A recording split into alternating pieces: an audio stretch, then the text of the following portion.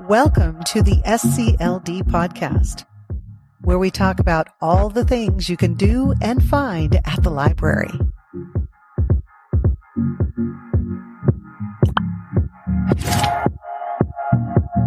Hello, I'm Erin Dodge, the communication specialist with SCLD. Today with me is Stacy Goddard. She is a public services manager for business and career development here at the library. You nailed it, yes. I nailed it, first try. Would you briefly share what you and your team do here for the library? Sure. My team oversees our service priority, which is helping small businesses and entrepreneurs do research, get information. We also do a bunch of career development things for high schoolers trying to figure out what they want to do, or people returning to the workforce or having to retrain. And then we also do financial literacy programming, because you can't really do the other two things unless you have your financial house in order. So I speak from experience. Yeah, if you want to hear some blogs about Stacy's financial history or read some blogs, they're on our website. Yes. I have a very similar story to yours, so I get it. So learning circles. We're talking about learning circles today. And learning circle, how is that different from like a workshop or another program that people might take at the library or online? Sure. I'm glad you asked. A learning circle is it's really not it's not at all a traditional classroom. So instead of a teacher who's dispensing knowledge, you've got a group of peers that are wanting to learn together about a topic. And there's some accountability built in there, because I don't know about you, but I've started any number of online classes. Yes. Thought this will be great. I have the time to do this. I go to the first or the second session and then it goes away. Right. But if you're meeting with a group of peers, either online or in person, you have some accountability because you want to be a good group member and support people. And it's different from like a typical library workshop program, because it's not a one-off. Usually learning circles are anywhere from 4 to 8 sessions, depending on the topic. And they may meet weekly or every other week, depending on what the group is setting up. Okay, so for this learning circle coming up, it is the science of well-being. Yes. And so it's going to be meeting in person at Medical Lake. Yes. But there's some prep. There's some things you have to do before you actually meet. Yes. So can we talk about that a little bit? Sure. Yes. And this is, this class we're doing a little bit different. First of all, this is our first in-person learning circle since before the pandemic, the before times. And so with this one, the first session, just registering for the learning circle is great. We're using content from a Yale University course that's available for free through Coursera. Okay. And so registering for that ahead of time is helpful. But the first session, we're not going to ask people to do a bunch of homework ahead of time. There will be some tasks to do in between sessions, which is why this series is going to be every 2 weeks instead of our usual once a week, so that people have plenty of time to maybe watch a couple of videos on the class, or maybe read a couple of articles. And one of the reasons we did it that way is because my colleague Gwendolyn and I did this class, or I keep calling it a class, it's not a class, but did this learning circle last spring on Zoom. And what we found was our group really wanted to have more discussion time. Okay. And we used so much time going through videos, which were very helpful because they talk about the science and the thinking behind the topic. Right. But this group really wanted more time to discuss and share. Okay. So that's why we decided to go with every 2 weeks with this one coming up. Okay, so you sign up for the learning circle at the library, but then you also sign up on Coursera for the course. Right. And it includes some videos and some other maybe little activities and things. Yep. And then you do some work between, and then you meet and with other folks that are doing the course as well, or the online learning. Right. You meet and then you discuss and you kind of talk about things and yes. Okay, so the circle part is everybody in a circle. Right. You're all equals. It's not like a teacher teaching a class facing the board or whatever. Correct. Okay. And one of the participants is going to be a librarian facilitator. So our fantastic librarian, Christy, will be facilitating. But the thing to know is that she's also learning. She's also taking the doing it with you. Right. And so questions may come up, and this is where learning circles are new to people participating the first time, because you think, oh, there's always like a subject matter expert, instructor, professor.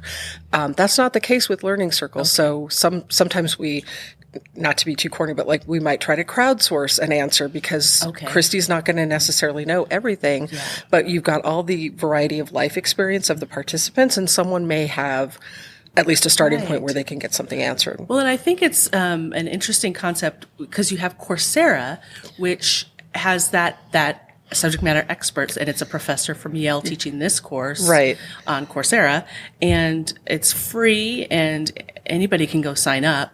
And you don't have to do the Learning Circle if you want to learn on your own. But the Learning Circle really helps you. I find when I'm in a group and I'm talking about things, it helps you process the ideas and learn it more, and maybe even make a commitment to like learn even more or do the next step. Exactly. And on that note, I wanted to dive into like this one specifically. Sure. So the Science of Happiness.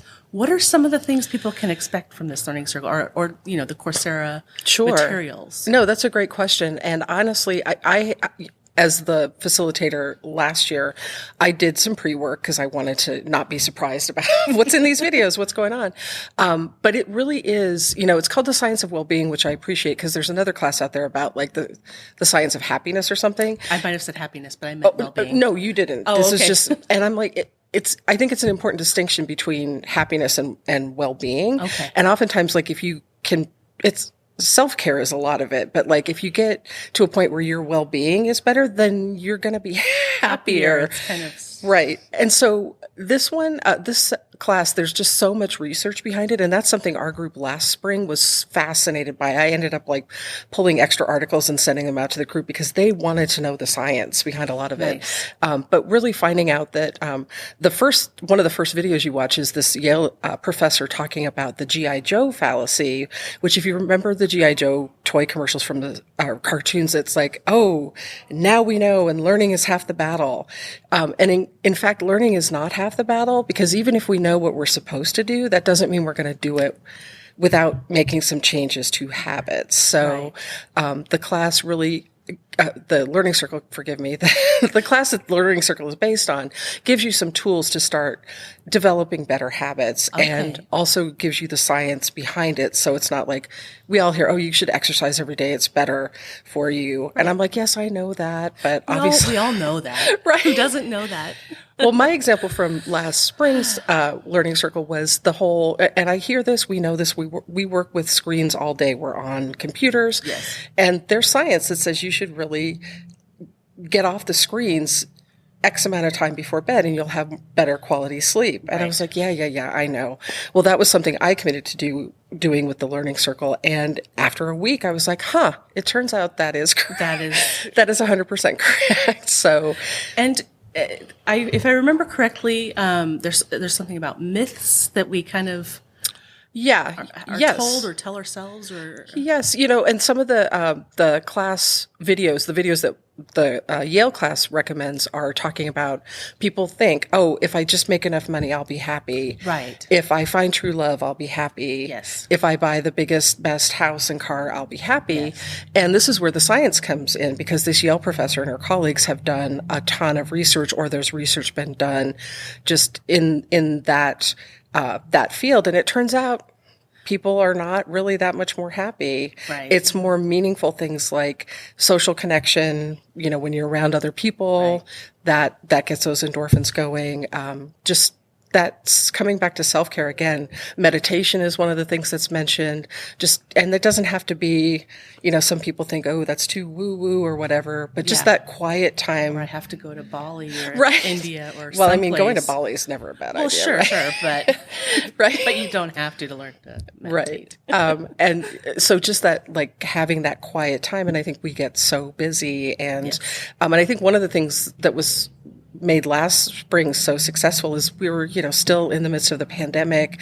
People were really craving that interaction, even though we were on Zoom. The group really made some connections, and it was like, oh, it turns out, talking to other people about something similar is good for your well-being. So it's good for your well-being to be in a learning circle with other people learning about the science of well-being. Exactly, Erin, you got it. That's amazing. What other learning circles have we offered or plan to offer maybe in the future? Sure. That's a great question. The very first one we offered years ago was actually I'm looking at my notes, so I got it right. It was an introduction to writing fiction. Oh. And we did it right after the Writers' Conference one year, so that was like a really nice, we had a captive audience. We've done one on learning American Sign Language. Okay. We've done one on financial literacy, personal finance concepts. And then during the pandemic, we actually did a couple, one leading up to the 2020 election that was an introduction to key constitutional concepts and then also Supreme Court cases because people were really interested in what are these decisions that we're making at the polls? How are they going to impact like the Supreme Court and moving forward? Right. So, and as far as the topics that are coming up, we don't have anything firmly scheduled past this one because we really do want to get feedback from the communities and the wide range, like pretty much anything that someone's interested in learning, we can find a learning circle subject that will go with it. So if a group of people came and said, hey, we want to do a learning circle on X, what can the library do to help us? Would that be an approach potentially? That could be, that would be an approach. They can reach out to me because I'm kind of the lead person with our learning circles. We work with an organization called Peer-to-Peer University, and they're kind of the original impetus behind, learning as peers rather than the structured classroom model. And you just reminded me, I'm going to give you guys some website addresses so you can learn more about learning circles. Sign up for this current one that's happening in March or look for future ones. So first, you can go to scld.org/learning-circles, and that gives sort of a summary again of stuff we've talked about today, and it has a link to take you to where you can sign up and look for future ones. If you want to go directly to there, and this is the, what's it called again? The Peer-to-Peer University? Peer-to-peer. Okay, this makes sense. So the address for them is P, the number 2, and then PU, so Peer-to-Peer University.org/SCLD, and that will take you to our page and any of the learning circles that we're having through the library district. Yes. And they could be in person or they could be online. Yes. This one happens to be starting March 14th at Medical Lake Library, and every 2 weeks, and it's a 4-week learning circle. And I will say the Medical Lake Learning Circle, the most important thing is to get signed up for the Learning Circle on our event calendar.